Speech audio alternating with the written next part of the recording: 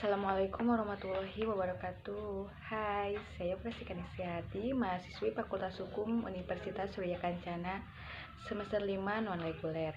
Di sini saya akan menjawab soal UTS, otonomi daerah dan desentralisasi, yang mana dosen pembina yaitu Dr. Haji Dedi Mulyadi, SHMH, dan asisten atau dosen pengajar Dr. Muhammad Rendi Aridayandi, SHMH. Baik, langsung saja. Soal yang pertama, sebutkan dan jelaskan pengertian dasar pengaturan serta beri contoh dari 1. Pemerintahan daerah, 2. Pemerintah daerah, 3. Urusan pemerintahan, 4. Otonomi daerah, 5. Desentralisasi, 6. Dekonsentrasi, dan yang terakhir tugas pembantuan. Saya akan menjawabnya. Pemerintahan daerah adalah penyelenggaraan urusan pemerintahan oleh pemerintah daerah dan Dewan Perwakilan Rakyat Daerah menurut asas otonomi dan tugas pembantuan dengan prinsip otonomi seluas-luasnya dalam sistem dan prinsip negara kesatuan Republik Indonesia sebagaimana yang dimaksud dalam Undang-Undang Dasar Negara Republik Indonesia tahun 1945. Yang kedua, pemerintah daerah merupakan kepala daerah sebagai unsur penyelenggaraan pemerintah daerah, memimpin pelaksanaan urusan pemerintahan yang menjadi kewenangan daerah otonom. Yang ketiga, urusan pemerintahan konkuren terdiri dari urusan pemerintahan wajib dan pilihan. Urusan pemerintahan wajib terbagi lagi menjadi urusan pemerintah yang berkaitan dengan pelayanan dasar dan urusan pemerintahan yang tidak berkaitan dengan pelayanan dasar. Di sini ada urusan wajib yang berkaitan dengan pelayanan dasar adalah 1. Pendidikan, kesehatan, pekerjaan umum dan penataan ruang, perumahan rakyat dan kawasan permukiman, ketentraman, ketertiban umum dan pelindungan masyarakat.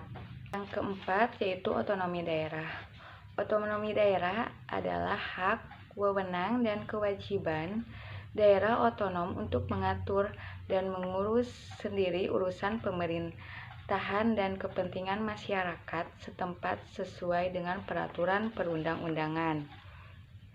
Secara harfiah, otonom berasal dari kata otonomi dan daerah. Dalam bahasa Yunani, otonomi berasal dari kata autos dan namos. Autos berarti sendiri dan namos berarti aturan atau undang-undang, sehingga dapat diartikan sebagai kewenangan untuk mengatur sendiri atau kewenangan untuk membuat aturan guna mengurus rumah tangga sendiri. Sedangkan daerah adalah kesatuan masyarakat hukum yang mempunyai batas-batas wilayah. Yang kelima yaitu desentralisasi adalah penyerahan kekuasaan pemerintahan oleh pemerintah pusat kepada daerah otonom berdasarkan asas otonomi. Pengertian ini sesuai dengan Undang-Undang Nomor 23 Tahun 2014. Dengan adanya desentralisasi, maka muncul otonomi bagi suatu pemerintahan daerah. Desentralisasi sebenarnya adalah istilah dalam keorganisasian yang secara sederhana didefinisikan sebagai penyerahan kewenangan. Yang keenam yaitu dekonsentrasi adalah sebuah kegiatan penyerahan berbagai urusan dari pemerintahan pusat kepada badan-badan lain.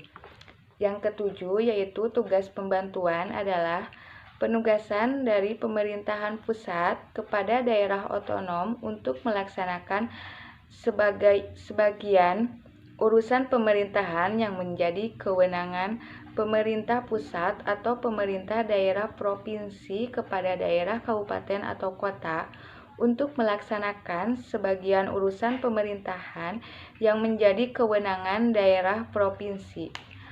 Maksud diadakan tugas pembantuan dalam pembangunan di daerah agar keterbatasan jangkauan aparatur pemerintah pusat dapat ditanggulangi melalui kewenangan aparatur daerah. Baik, saya akan menjawab soal yang kedua. Di sini soalnya, sebutkan asas penyelenggaraan pemerintah negara dalam Undang-Undang Nomor 23 Tahun 2014 tentang pemerintahan daerah, dalam pasal mana pengaturannya, serta jelaskan yang dimaksud asas-asas tersebut. Saya akan menjawabnya. Soal nomor 2. Daerah yang merupakan pengganti Undang-Undang Nomor 32 Tahun 2004 menyebutkan bahwa kepala daerah dan DPRD dibantu oleh perangkat daerah. Penyelenggaraannya pemerintahan daerah berpedoman pada asas penyelenggaraan pemerintah negara. Asas-asasnya terdiri dari 1. Kepastian hukum. Yang dimaksud kepastian hukum adalah asas dalam negara hukum yang mengutamakan landasan ketentuan peraturan, perundang-undangan, dan keadilan dalam setiap kebijakan penyelenggaraan negara. Yang kedua, tertib penyelenggara negara. Tertib penyelenggara negara merupakan asas yang menjadi landasan keteraturan, keserasian, dan keseimbangan dalam pengendalian penyelenggaraan negara. Yang ketiga yaitu asas kepentingan umum. Asas tersebut merupakan asas yang mendahulukan kesejahteraan umum dengan cara yang aspiratif, akomodatif, dan selektif. Yang keempat yaitu keterbukaan. Asas yang membuka diri terhadap hak masyarakat untuk memperoleh informasi yang benar, jujur, dan tidak diskriminatif tentang penyelenggaraan negara dengan tetap memperhatikan pelindungan atas hak asasi pribadi, golongan, dan rahasia. Yang selanjutnya yaitu proporsionalitas. Asas proporsionalitas adalah asas yang mengutamakan keseimbangan antara hak dan kewajiban penyelenggaraan negara. Yang selanjutnya yaitu keadilan.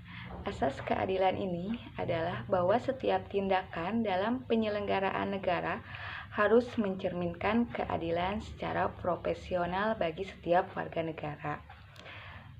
Selanjutnya yaitu saya akan menjawab soal nomor 3. Di sini soalnya, dalam buku Otonomi Daerah dan Desentralisasi, suatu analisis peraturan daerah Perda di Kabupaten Cianjur, menurut pendapat saudara apa yang terpenting pemerintahan daerah menerbitkan Perda? Perda mana yang Anda analisis serta komentar saudara? Baik, saya akan menjawabnya. Pentingnya pemerintah daerah menerbitkan Perda adalah melindungi hak dan kewajiban manusia dalam masyarakat, menjaga keselamatan dan tata tertib masyarakat di daerah yang bersangkutan, sehingga dengan demikian pada dasarnya peraturan daerah adalah merupakan komunikasi timbal balik antara kepala daerah dengan masyarakat di daerahnya. Perda yang saya analisis dalam buku Otonomi Daerah dan Desentralisasi yaitu tentang Peraturan Daerah Nomor 8 Tahun 2013 tentang investasi di Kabupaten Cianjur. Perda ini patut diapresiasi karena sebagai landasan hukum sehingga secara legalitas diharapkan para investor yang hendak berinvestasi di Kabupaten Cianjur merasa aman, nyaman, dan terlindungi tanpa merasa terancam atau ketakutan mengenai usahanya di kemudian hari.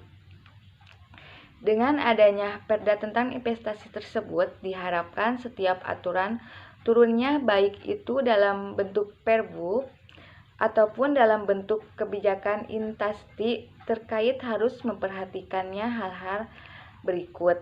Di antaranya, revisi Perda dengan menambahkan materi muatan, terutama mengenai sanksi yang awalnya mengatur tentang sanksi pelanggaran pasal 4, ditambah menjadi setiap investor yang melanggar ketentuan sebagaimana dimaksud dalam pasal 4 tentang kewajiban investor dan pasal 5 tentang tanggung jawab investor dapat dikenakan sanksi administratif. Selanjutnya saya akan menjawab soal yang terakhir, yaitu soal yang keempat.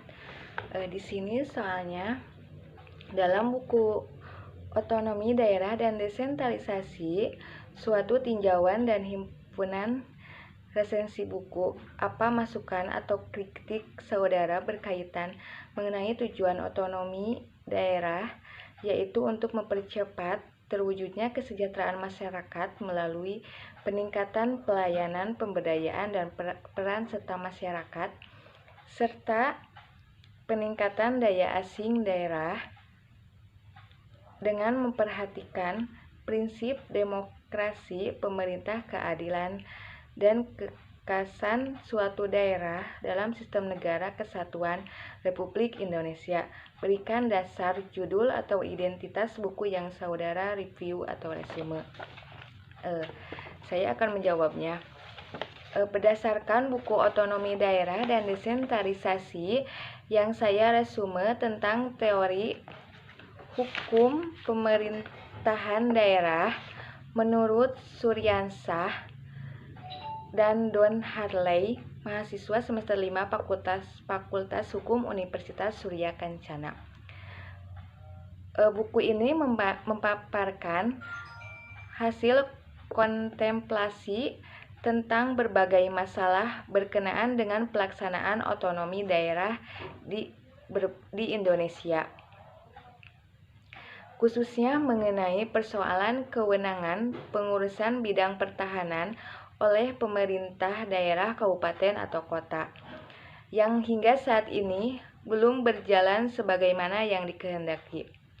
Problem tersebut muncul karena terjadi konflik norma antara ketentuan yang mengatur kewenangan di bidang pertahanan dalam Undang-Undang Nomor 5 Tahun 1960 tentang Peraturan Dasar Pokok Agraria dan Undang-Undang Nomor 32 Tahun 2004 tentang Pemerintahan Daerah. Mungkin cukup sekian, kurang dan lebihnya mohon dimaafkan.